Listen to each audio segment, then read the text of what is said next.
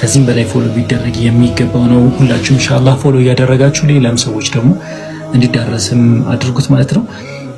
አንድ ጥያቄ መጠየቅ ፈለኩኝ። ኢምሩ አሁን ስኬቶችን አነሳልኝና ኢምሩ ሁሉ ነገር ስትሰራ መስዋዕትነት ምን ለዚህ ለዳዋው ምን አይነት መስዋዕትነት ተከፍሏል? ለምሳሌ እኔ ማስታወሰው አለ ከዚህ በፊት ከአንድ ግለሰብ ጋር የተደረገ ውይይት የሆነ ቤት ላይ ሄደ ለ6 ሰዓት ነው ለ7 ሰዓታት ያክል የተደረገ ውይይትን አስታውሳለሁ። 6 ሰዓት ሙሉ አንድ ሰው አንድን ነገር ይዞ ስለዛ ነገር ግብ መፍጠር ማለት በጣም ነው።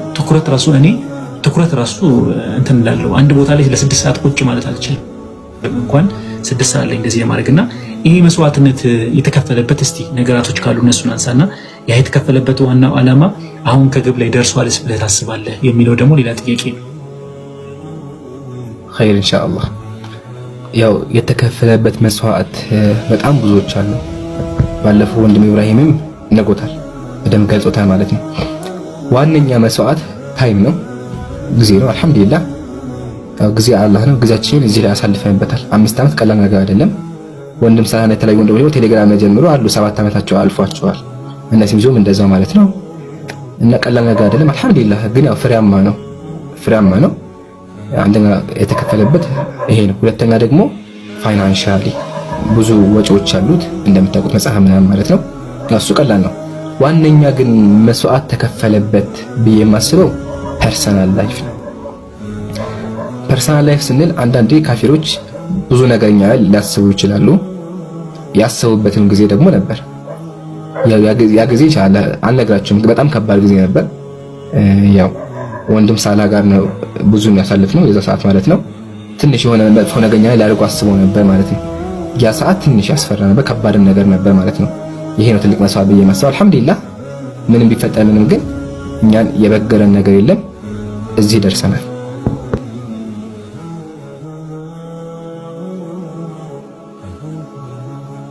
እኮ በዛ አያይዤ ጠየቅኩ የነበረው አንድ ጥያቄ ይሄ ሁሉ የተከፈለበት መስዋዕትነት እንደዚህ እንትን ያለበት መስዋዕትነት አሁን ከግብ ደርሷል ብለህ ታስባለህ ወይስ ደግሞ በጣም ይቀርናል ብለህ ነው የምታስበው? ከዚህ በኋላ በጣም ብዙ ስራዎች እንደሚጠበቁብኝ አምናለሁ። ገና አልተጀመረም ብላችሁ ያዙት ያ ጀማ። ባለፈው ያልኳችሁ ነገር ነበር። ይሄ ኒው ኤራ ነው፣ አዲሱ ዘመን ነው። በዚህ ዘመን ዳዕዋ ዲነል ኢስላም ነው የሚሰበከው።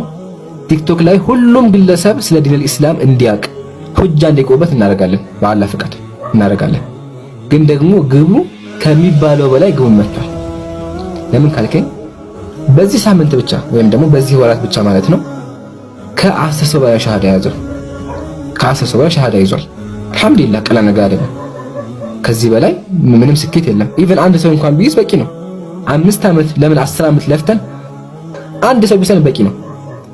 ለምን ነብዩላህ ስንት ዓመት የሰበኩት ነብዩላህ ነው ያጀማ?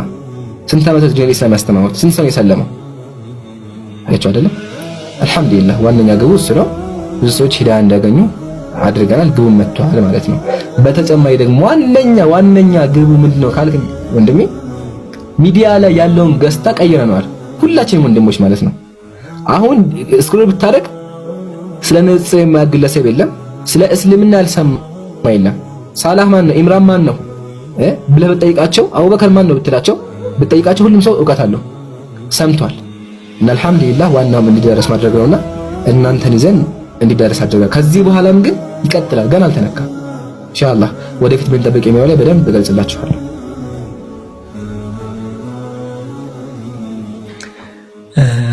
ታውቃላችሁ አሁን ወንድሜ ኢምራን ሲናገር በጣም ነው ስሜቴን የነካው። ገና ከዚህ በላይ ራሱ በጣም ብዙ ነገር እንትማት አለብን። this is the new era በቃ ይሄ አዲስ የሆነ ዘመን ነው። በቃ አዲስ የሆነ ስራ የምንሰራበት ነው ብሎ ያነሳበት ነውና ሐቅኔ ከእናንተ ብዙ ጠብቃለሁ።